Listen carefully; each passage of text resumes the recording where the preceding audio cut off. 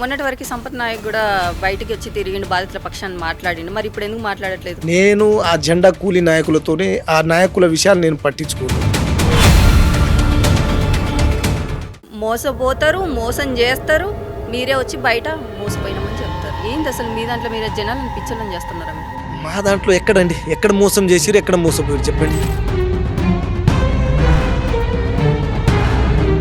బాధితుల తరపున మాట్లాడతా అని అంటారు. మంగ్లీని మాట వచ్చేసరికి అసలు మంగ్లీ మాట కూడా తీస్తలేరు మీరు.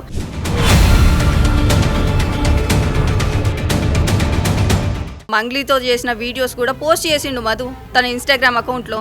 మరి సంబంధం లేదని మీరు ఎట్లా అంటారు?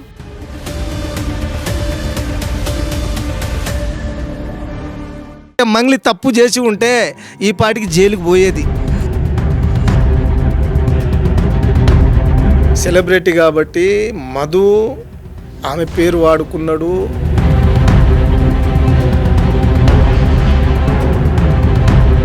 ఇవన్నీ సుబ్బారావు, హేమకాంత్ రెడ్డి తర్వాత మంగ్లీ పేరు తీసుకొస్తే ఏదో డబ్బులు వస్తాయి అనే ఆలోచన హేమకాంత్ రెడ్డిది. ప్రూవ్ చేయడానికి తనకు దొంగ సాక్ష్యాలు సృష్టించుకున్నదా?